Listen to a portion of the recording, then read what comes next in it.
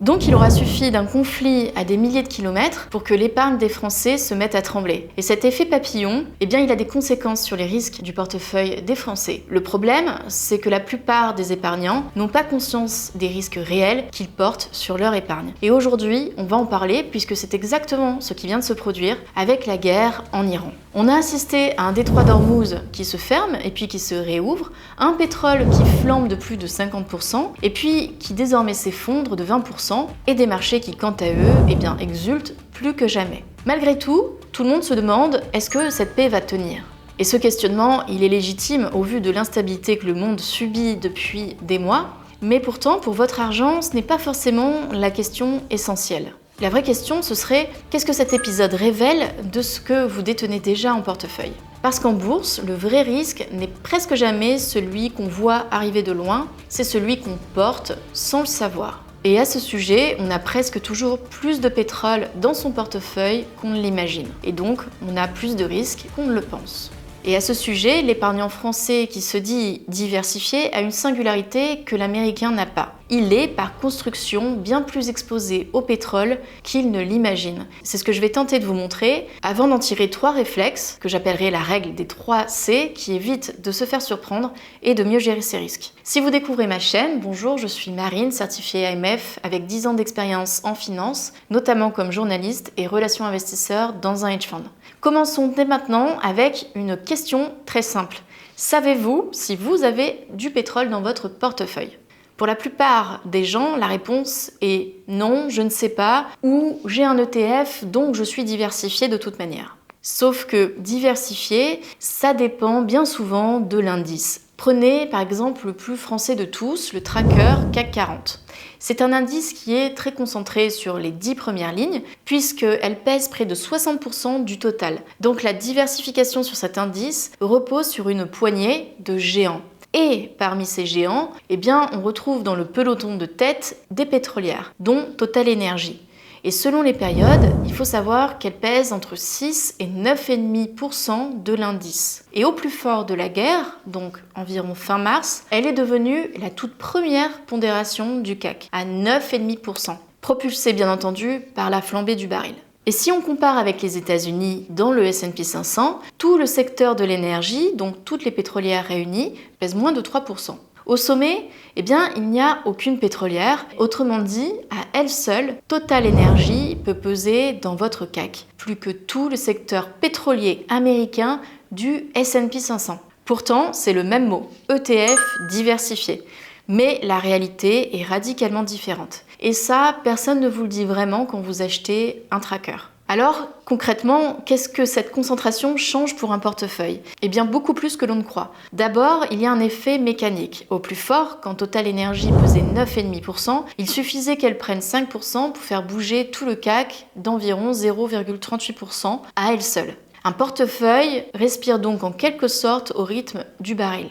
D'ailleurs, si on regarde comment sa place a bougé en quelques mois, eh bien on observe qu'en février, avant la guerre, elle n'était que 3e derrière LVMH et Schneider. La guerre éclate, le pétrole s'envole de 50% et fin mars, elle passe première. Puis la paix se redessine, le baril du coup rechute de 20%, elle repère du terrain. En clair, la hiérarchie de l'indice CAC 40 se redessine au gré du pétrole et c'est particulièrement vrai en contexte de guerre.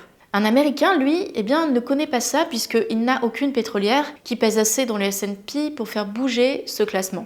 En revanche, il a des valeurs technologiques, mais la nature du risque est différente et nous en parlerons dans une prochaine vidéo dédiée à ça. Revenons-en au pétrole et à l'effet sur le CAC 40. Quand le pétrole montait, eh bien TotalEnergies tenait le CAC, puisque au même moment, les valeurs du luxe comme LVMH et L'Oréal plongeaient littéralement sous la menace qui pesait sur la consommation.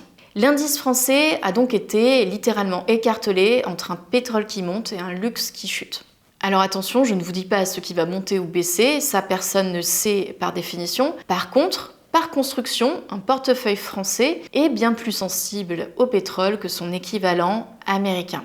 C'est un fait qui est structurel et ça, aucun accord de paix ou un nouveau conflit ne pourra vraiment le changer. Et même si vous évitiez toute action pétrolière, eh bien, vous ne seriez pas à l'abri, parce que le pétrole se diffuse partout, dans les coûts des entreprises, dans l'inflation, donc dans les taux et dans la valeur de tous vos actifs en général. On ne peut pas sortir du pétrole. La seule chose que vous pouvez faire, c'est de savoir où est-ce que vous en avez précisément, donc comment vous y êtes exposé. Et ça, la plupart des gens l'ignorent. Vous, désormais, vous pouvez le savoir. Donc quand on sait ce qu'on détient réellement, la vraie question devient qu'est-ce qu'on fait et surtout qu'est-ce qu'on évite de faire.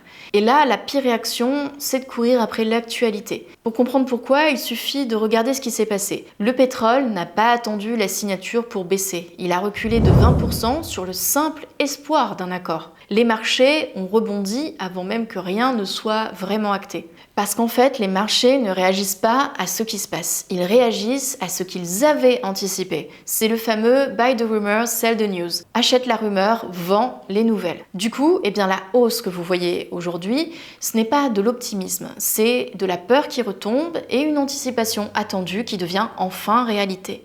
Il faut savoir qu'en période de crise, les investisseurs exigent une prime de risque qu'ils obtiennent en vendant leur position. Et quand la peur s'évapore, ils rachètent et ça remonte mécaniquement. Donc, en conséquence, le temps que la nouvelle arrive jusqu'à vous, le marché l'a en général déjà joué. Courir après l'actu, c'est arriver après la bataille. Mais il y a pire que de courir après l'actu. Il y a le piège dans lequel tout le monde tombe quand une crise se termine. Ce piège, c'est la complaisance. Quand la menace s'éloigne, la vigilance des investisseurs a tendance à s'éloigner aussi. On devient un peu trop optimiste, on court après le rebond et on oublie souvent de regarder ce qu'on possède vraiment de manière structurelle.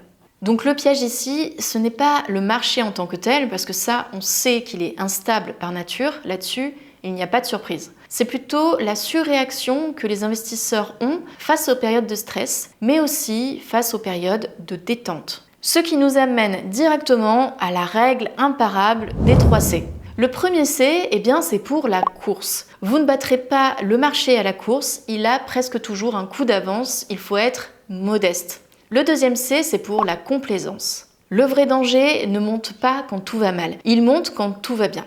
Le troisième C, c'est pour la composition. Le vrai risque n'est pas dans les gros titres ou les humeurs ou les coups de com' des dirigeants, il est dans la connaissance de ce que vous détenez vraiment et l'analyse technique, objective et régulière de vos positions. Et on vient de voir un cas type avec le cas du pétrole. Les investisseurs en ont donc bien plus qu'ils ne le pensent bien souvent et sont exposés à un risque dont ils n'ont parfois simplement pas conscience. Donc les 3 C, c'est pour la course, la complaisance, la composition. Que l'accord de paix tienne véritablement ou s'effondre une nouvelle fois pour une raison qui nous échappera de toute façon, ou que le baril remonte et rechute en conséquence, il faut savoir dans ces moments-là à quoi se rattacher, et ces 3 principes, eux, ne bougeront pas, ils s'appliqueront toujours. Avant de se quitter, je voulais vous adresser un mot parce que la chaîne vient de dépasser les 1000 abonnés en quelques semaines. Alors je tenais à vous remercier pour ce soutien précieux et je constate que pour un format qui mise sur la rigueur plutôt que sur les promesses, franchir ce cap, c'est vraiment la preuve qu'il existe un vrai public pour ça. Et ce public, c'est vous. Et chaque jour, on est de plus en plus nombreux. Merci vraiment pour cette confiance et je vous dis à très bientôt pour la suite de cette aventure.